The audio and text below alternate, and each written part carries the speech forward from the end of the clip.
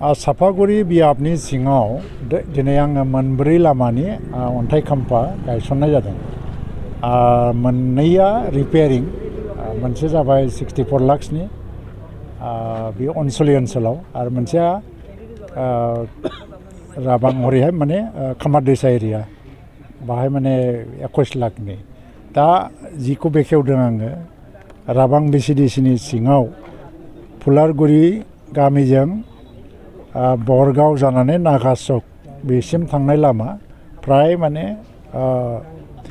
3 kilometre नङा 3 किल'मिटारनि बारा फ्राय, आरो बेनि गासै प्रजेक्ट कस्टआ जागोन 2,66 लाख बेजों मावनाय जागोन। आरो सिगां बे अनसलि ओनसोलाव पुब अनसलियाव फ्राय 2,52 लाख थाखानि 3.5 किल'मिटार बे लामानि थाखाय फाउन्डेसनखौ गायसननाय जाबाय।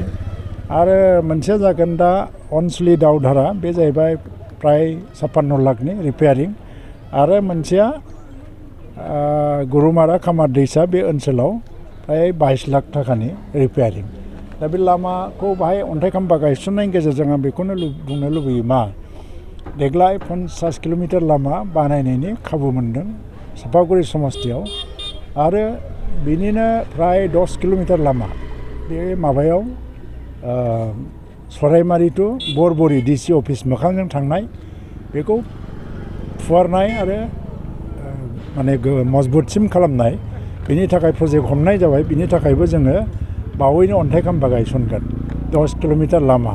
खारन बे लामाया खुब फिसामोन, गारि गंनै एरायनोनो बहुद थानमोन। आरो बेनि अनगायैबो बाथौफुरि टु कलाचक बा बेवहाय मोनसे पेकेज दङ प्राय 3 किल'मिटारनि बारा 4 किल'मिटारफ्राम, बेवहायबो जोङो गाबोन बेखेवनो थांगासिनो दङ। थांनाय बोसोराव गभर्नमेन्टनिफ्राय आङो 3 लामा मोनदोंमोन, बे पटा दैनि सायाव, गल्डिं दैनि सायाव आरो डेका दंनि सायाव 10 कोटि थाखानि बे दा लामाफ्रा मोनथामबो दा जाफुंनायनि लामायाव थांगासिनो दं। फैगौ बोसोरावबो लामा मोनगोन आरो बा दालां मोनगोन। डेभेलपमेन्टनि थाखाय जिखिनि मावलांनांगौ मावलांबाय थागोन। आरो नों बाक्सा हिसाबै जोंहा मोनसे डिस्ट्रिक्ट लेभेल स्टेडियामबो दङ। चिफ मिनिस्टारा बेखौ अन्थाइ खाम्फा गायसनगोन मालाबा फैनानै 50 कोटि थाखानि। 11टा मडेल आंगनबादि सेन्टार 25 लाख थाखानि बे कमप्लिट जाजोब्बाय। दाखालि बेखेवजोबनाय जाबाय आरोखि। एबाराव आंनि समाव आं दा जिखिनि स्किम हमदों, दा थांनाय बोसोरनि 10 कोटि थाखानि ब्रिज, बेबो हाबदान जानानै थानाय नङा, खुनु खारनाव हाबदान जानो होआ।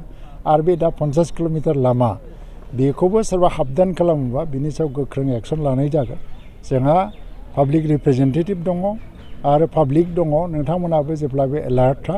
नाथाय मोनसे खोथाया मा, मालाबा जों बे माबाफोर लामा फैयोबा, प्रजेक्ट फैयोबा कन्ट्राक्टरफोरनि सायाव माने प्रेसाराबो बहुत बारा जायो लकेलि।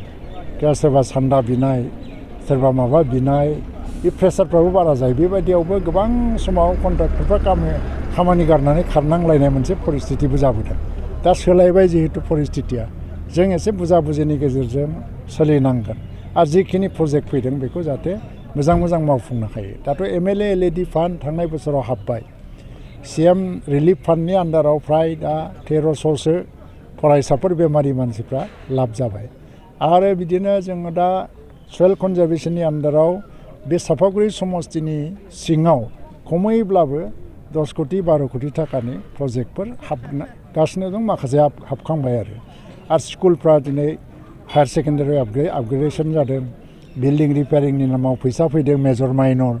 आरो हस्पिटालफोरनि PHC CHC आपग्रेडेसननि थाखाय प्रसेसफ्रा जागासिनो दं। जालायाव गोदान बिल्डिंनि थाखाय अलरेडि सेंसन जाबाय, जों बेखौबो अन्थाइ खाम्फा गायसन थांगासिनो दङ। बाक्सा साफागुरि समस्तिखौ डेभेलप खालामनो थाखाय जिखिनि राहा लामा लानांगौ आंनि बिथिंनिफ्राय आं बेखौ गोख्रोङै लाबाय थादों।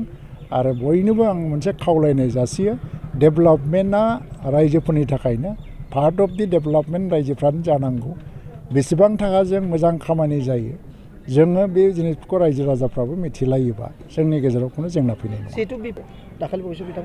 बेबा बुंबाय थाथों, जोंबो 17 बोसोरनि माने हिसाबखौ जुदि होनांगौबा बिसोरो जेबो एन्सारबो थानाय नङा। राजनैतिक दलखौ लाखिनांगौबा बिदि अभिजोगआ थायो। खिन्थु 17 बोसोर जुदि आङो बावहाय सासन खालामनो सुबिदा मोननायमोनब्ला बेवहाय खुनु गामिनिफ्राय लामा नांगौनि डिमान्ड फैनाय नङामोन आरो आं बेखौ खालामनो हायोमोन। खिन्थु दिनै जुदि आं एमएलए जादों बोसोरसे बोसोरनै थांनोसै नै बे बोसोरनैयाव जेराव थाङो बाहायनो लामानि डिमान्ड फैयो थ' मा मावखो बिसोरलाय दा जिखिनि फाखा लामा नुदों बे PMGSYनि आन्दाराव जानाय बा सोरबा आसाम मालाया बानायदों स्टेट हाइवे बानायदों बे मेन लामाफोर बाहाय BTCआ बाराद्राय जगदानबो गैया। खिन्थु दिनै गामि सिंनि लामाफ्रा दिनै मानो गोदानै मावबावनांगौ जादों 17 बोसोराव आं जुदि 17 बोसोर बे जायगाखौ नायनो सुबिदा मोननायमोनबा हयथ' फिसा फिसौ लामानि डिमान्डफ्रा फैनायानो नंलामोन। आं बेखौ फोजोबनो सानदों 5 बोसोराव हाजोबनाय नङा हयथ'बा 5 बोसोरनि उनाव सोरबा फैगोन बेबो मावलांगोन। नाथाय आंनो दा जि सुबिदा होदों फैगौ बोसोराव आरोबाव लामा नङाबा दालां मोनबावगोन। बे 2026सिम जोंनि गभर्नमेन्टआ थाबाय थासान्दियाव बोसोरफ्रोमबो जोङो बिदिनो मालाबा गंथाम दालां मालाबा 50 किल'मिटार लामा जों मावलांबाय थानायनि सुबिदा मोनगोन। ओंखायनो लामानि आरो दालांफोरनि जेंनाफोरा जों 100% जोबनानै थाङाब्लाबो जोङो मथा मथि 70% 75%खौ सुफुंनो हागोन होननानै जों सानो।